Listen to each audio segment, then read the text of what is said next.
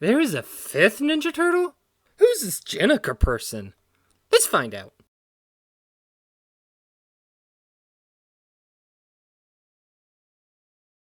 The Teenage Mutant Ninja Turtles.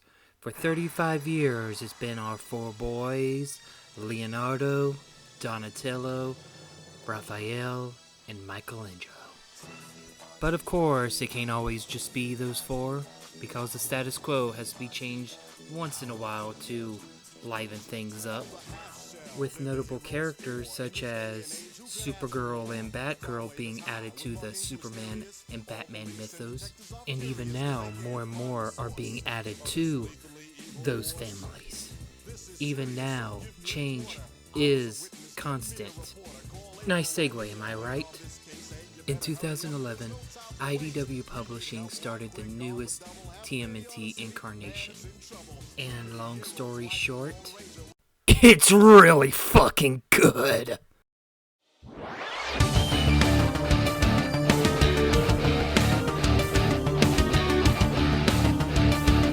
But sadly, to really explain IDW's TMNT, that is an entire video in of itself. But thanks to the writers of Tom Waltz and the co-creator of Teenage Mutant Ninja Turtles himself, Kevin Eastman, we have, to some people, the definitive edition of the Teenage Mutant Ninja Turtles.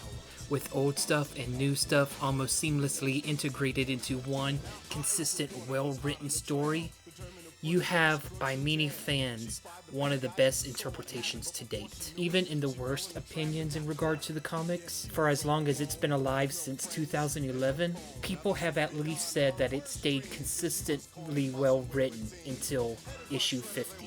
Which, considering how many mini-series that the IDW comics that goes parallel to the ongoing, you are looking at about nearly 100 issues worth of consistently well-written stories with only one legitimate bad story arc. And between you and me, some comics can't even stay good for 10 issues. But as I mentioned before, change is constant. And with the recent issue of TMNT number 95, we are introduced to a fifth new Ninja Turtle. Hey, a girl turtle? A girl turtle? Oh, thank you! Dreams do come true. This is Jennika, or Jenny for short, and she is the brand new fifth Ninja Turtle who happens to be female. And it is understandable why some people, not everybody, would dislike the idea of the fifth female turtle. A lot of people were burned out on the character Venus de Milo, who was another fifth Ninja Turtle that was female. Her introductory alone seemed to describe just about everything that a person would simulate towards a character that would be described as a Mary Sue.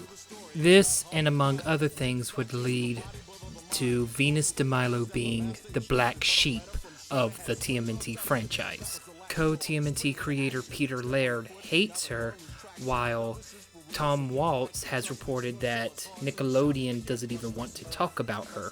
Which now brings us to the present day of who is Jennika. As of issue 50 of the Teenage Mutant Ninja Turtles comics, the Shredder is dead and in hell. The leader of the Foot Clan now is the one that had given the Shredder his honorable death. Splinter, aka the reincarnation of Hamato Yoshi, is now the leader of the Foot Clan.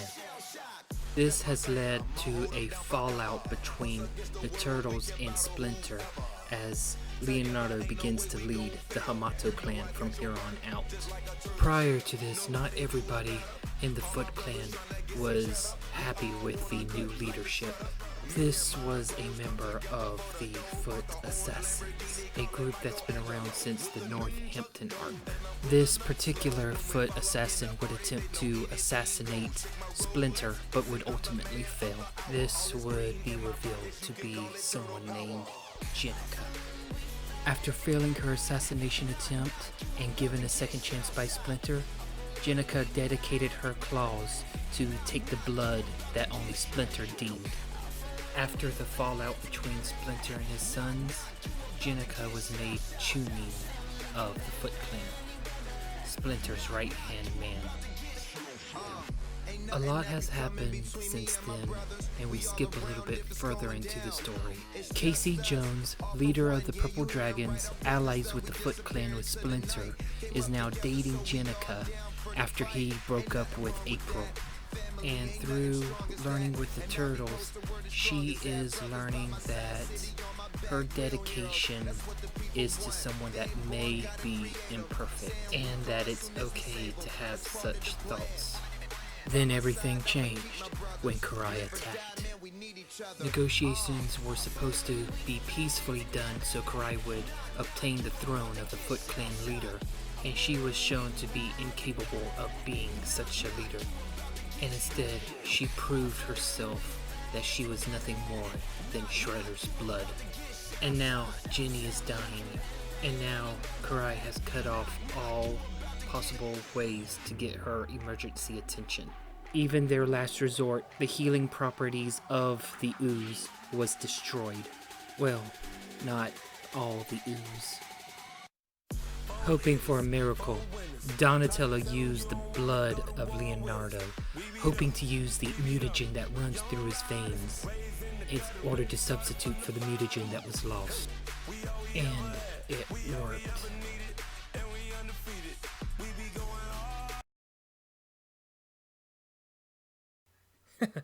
I just want to mention right quick, something that I find hilarious about this.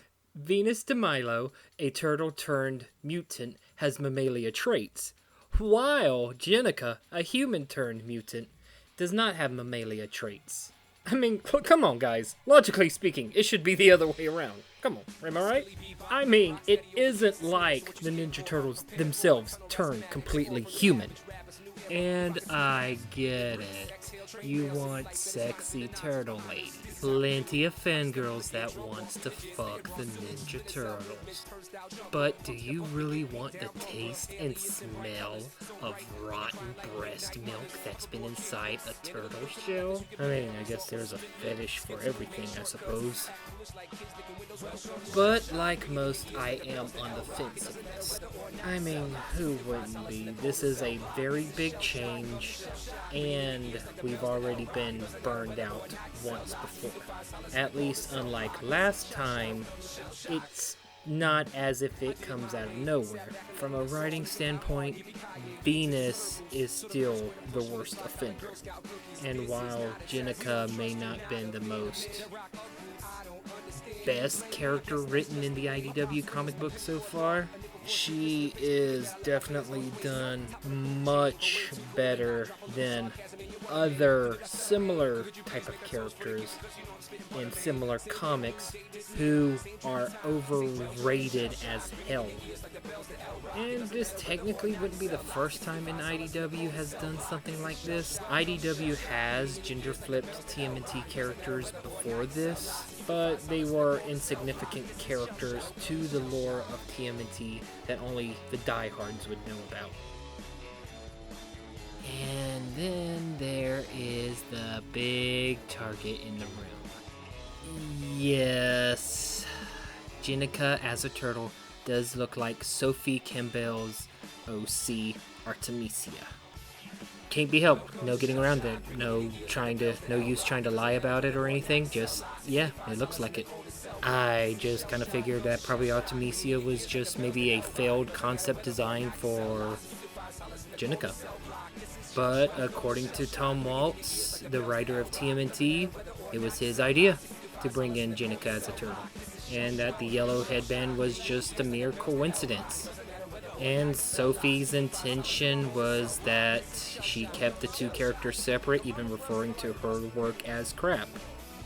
But if anything, I do feel like they should have at least changed the color of Jennika's bandana.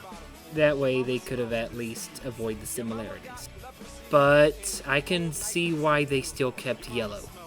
Yellow is a color, matches the color scheme of the other 4 turtles without sticking out and keeps to the consistent primary secondary colors.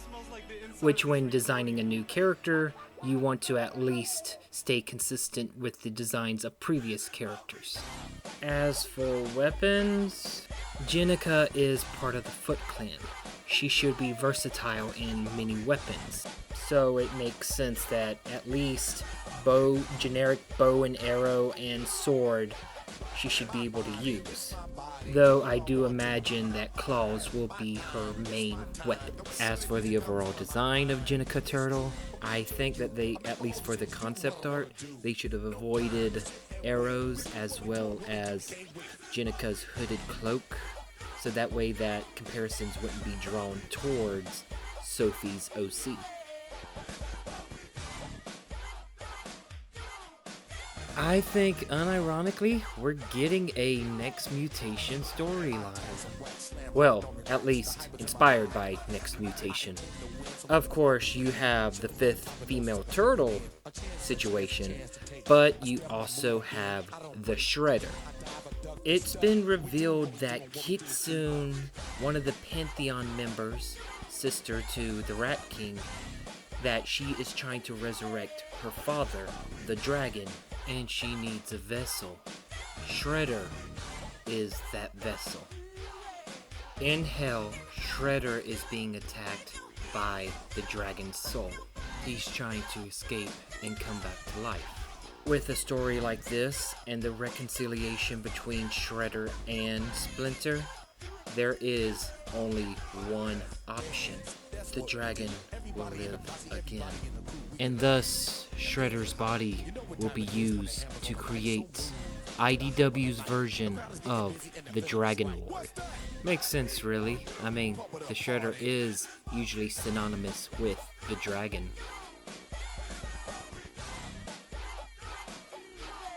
Come on, guys, it's only been one goddamn issue. Jennika hasn't even officially joined the Turtles at this point. At least, wait a couple issues, then you can bitch and moan, okay? Come on. It's simple as that. As a brand new character introduced into a pre-established team, Jennika is at least a lot better than another comic book's new character. Seriously, Kaya fits every single thing people are claiming about Jennika. Why haven't anybody mentioned her? But I digress. We do not know what's going to happen in the future of the TMNT IDW comics.